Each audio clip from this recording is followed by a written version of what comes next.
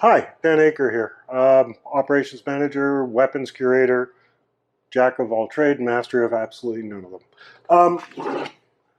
Those of you who have seen some of the weapons videos I've done, you will notice that when I talked about the German 44, which I was in one of our display cabinets, I basically said it was a very good weapon.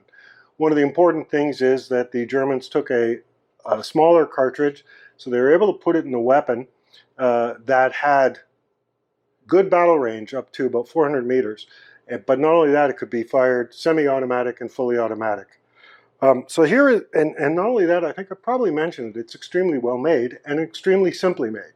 Because one of the things I've always felt about weapons is that they should be good and easy to manufacture, because in a mass conflict, they have to be able to be produced quickly.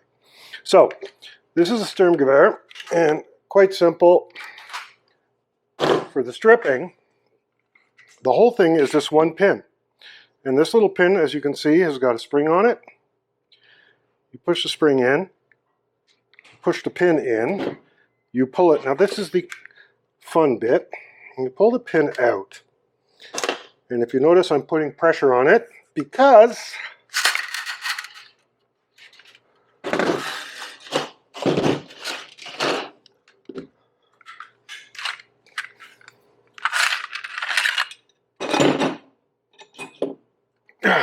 there we go. The weapon is essentially stripped for cleaning. As you can see, a single pin, it's all stamped, pretty much simple to manufacture. It has a 30-round magazine. It can fire semi-automatic and full automatic. And it is basically the granddaddy of all assault concept weapons after that point. They all may have slightly different actions, but they're all based on a smaller cartridge, the ability to fire rapidly.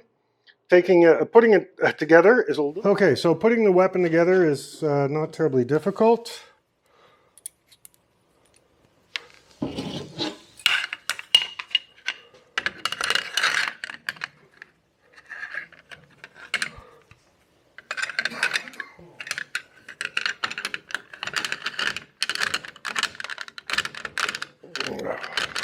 Come on, baby.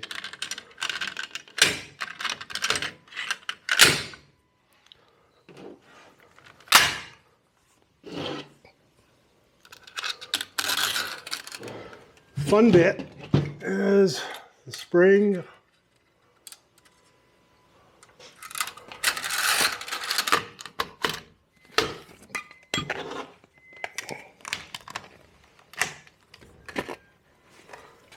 And there, we are done.